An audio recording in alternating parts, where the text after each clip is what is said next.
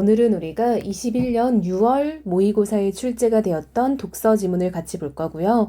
경제니까 사회 지문이라고 할 수 있겠죠. 자, 그렇게 어렵지 않으니까 너무 걱정하지 않고 쌤하고 정리를 해봅시다.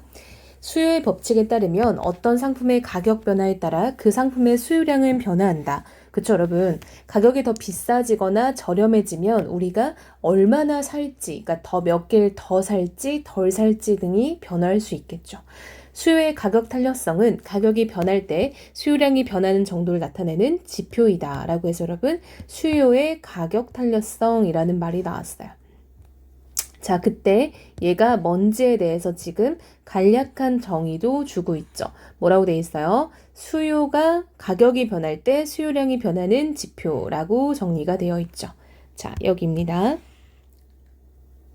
가격 변화에 따른 수요량의 변화가 민감하면 탄력적이라고 하고 가격 변화에 따른 수요량의 변화가 민감하지 않으면 비탄력적이라고 한다. 그렇죠, 여러분? 우리 탄력이라고 하면 가장 먼저 생각해 볼 게 고무줄 정도가 있겠죠.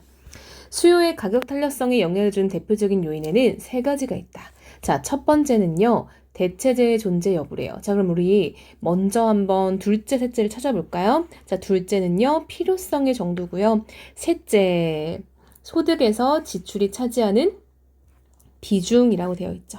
이 세 가지가 바로 뭐다? 수요의 가격 탄력성에 영향을 주는 요인들 세 가지다라고 되어 있어요. 자, 어떤 상품에 밀접한 대체재가 있으면 소비자들은 그 상품 대신에 대체재를 사용할 수 있으므로 상품 수요의 가격 탄력성은 탄력적이다.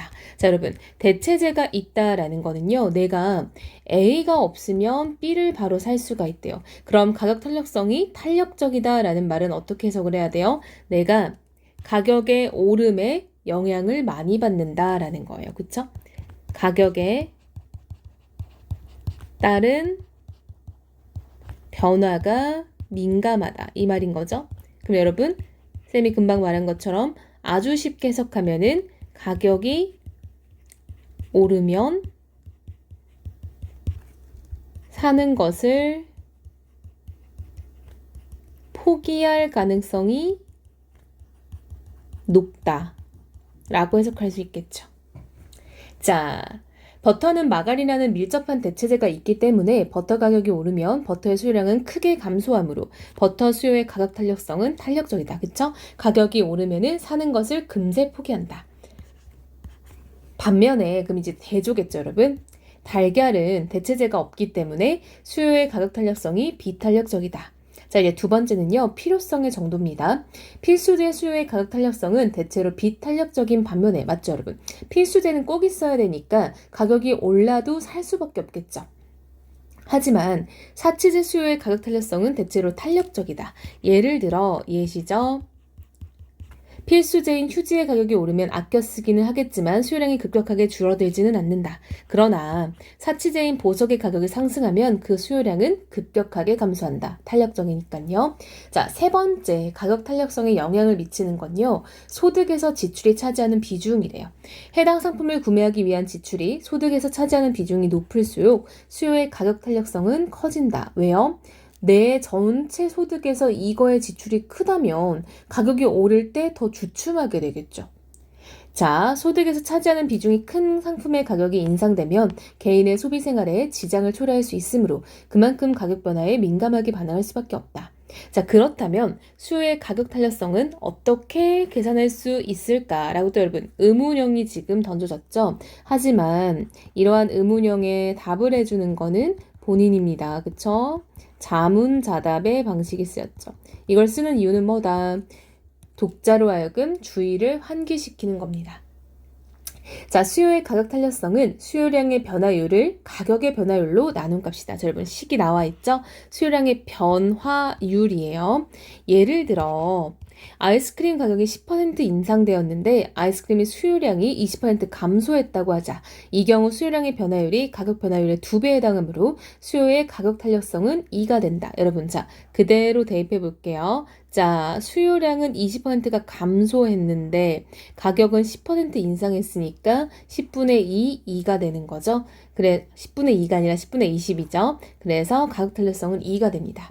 일반적으로 수요의 가격 탄력성이 1보다 크면 탄력적, 1보다 작으면 비탄력적이라고 하고 딱 1이면 단위 탄력적이다라고 하네요. 그럼 얘는 1보다 크기 때문에 이 경우에는 탄력적이다라고 할 수 있다는 거죠. 뭐였어요? 아이스크림이었습니다. 수요의 가격 탄력성은 총 수입에 큰 영향을 미친다. 자, 총 수입은 또 무엇인지 개념 알려줘야겠죠? 상품 판매자의 판매 수입이며 동시에 상품에 대한 소비자의 지출액인데, 그쵸 여러분? 내가 이만큼 썼고 당연히 누군가는 그만큼 버는 거죠.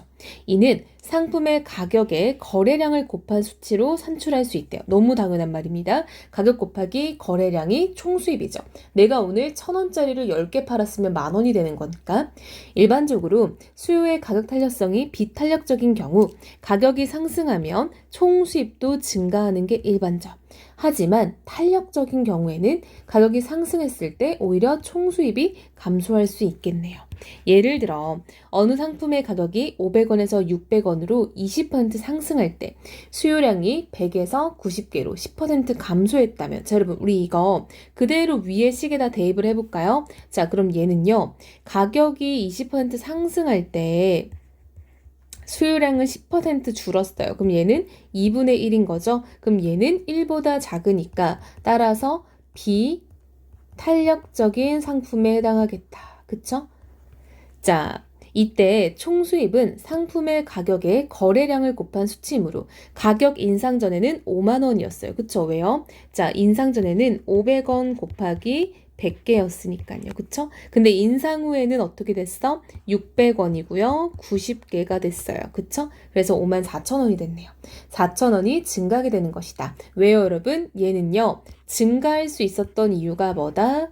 가격 탄력성이 비탄력적인 경우에 증가했잖아. 근데 얘는 계산했을 때 비탄력적이었겠죠? 그러므로 수요의 가격 탄력성을 파악하는 것은 판매자에게 매우 중요하다. 왜요? 왜 중요합니까? 다시 한번 마지막으로 정리요. 수요의 가격 탄력성이 탄력적인 경우에는 얘는 어떻게 돼요? 그렇지. 총수입이 감소했죠. 하지만 비탄력적인 경우에는 총수입이 증가하는 모습을 보인다라는 거죠. 어떨 때요? 가격이 상승할 때였어요. 그쵸? 그래서 이게 판매자에게는 계산을 미리 꼭 해봐야 되는 거다라는 겁니다. 자, 여러분. 일단 너무 어렵지는 않은 글이고요. 이것을 이제 공부하는 친구들은 보통 목적이 웬만하면 내신에서 시험 범위가 됐으니까인 거죠. 그럼 여러분 내신은요, 결국 국어적인 변형을 고려해야 돼요. 자, 여러분 이게 무슨 말이냐면 국어쌤들이 경제를 공부하는 사람들은 아니잖아요. 그래서 이 지문 자체를 크게 건드리기는 어려워요. 그럼 우리가 해야 될 건요, 지문의 어떤 전개 방식이나 서술 방식 같은 것들을 찾아놓는 거. 두 번째는 흔히 내용 일치 문제를 비틀어 보는 거. 세 번째는 이 글에 우리가 제목을 붙여본다면 뭐가 좋을지, 이게 중심 내용 정리죠. 자, 마지막이 킬러인데요. 어휘가 어떤 것들이 나올 수 있을까? 어휘는 여러분 사전적인 정의 자체를 물어볼 수 있고요. 혹은 유의어 찾기, 반의어 찾기 등 변형 가능성이 많기 때문에 조심해야겠다라는 거. 자, 여러분 예를 들면 우리 어휘 같은 거 뭐가 조금 있을 수 있을지 볼까요? 자, 일단은 우리 친구들이 조금 정확한 정의를 모를 만한 단어 같은 걸 찾아봐야 되고요. 두 번째는 이제 뭔가 비슷한데 좀 헷갈리는 단어 같은 걸 찾으면 좋을 것 같아요. 근데 사실은 이 지문은 좀 단어, 어휘도 굉장히 조금 무난한 감이 없잖아 있어서 딱 눈에 띄는 단어가 딱히 없거든요. 자, 근데 예를 들면 뭐 이 정도는 있겠다라고 생각을 해볼게요. 자, 수요라는 게 뭔지 뭐 이런 거 사전적 정의 나올 수 있겠고, 혹은 여기는 이제 탄력적이다라는 거 아예 정리를 해줬기 때문에 사실상 나올 가능성이 적어 보이는데 탄력적이다라는 말이 뭔지 뭐 이런 것들도 우리가 찾아놓을 수 있겠구나라는 거야. 근데 이 지문은 딱히 어휘에서 어떤 게 나오겠다 하는 것도 사실 많지는 않아요. 그래서 우리 친구들이 일단은 내용을 꼼꼼하게 숙지한 후, 자, 여러분들 꼭 친구들 공부할 때 하는 실수가 이 지문을 시험날 안 줄 것처럼 막 외우려는 친구가 있어요. 전혀 아니죠. 그럼 이 지문 어차피 시험지에 있을 거예요. 그러니까 우리 친구들이 막 외우려는 게 아니라 이 지문을 파악하고 이해하고 어느 위치에 어떤 정보가 있었지 이 정도를 조금 파악하는 게 중요할 것 같습니다.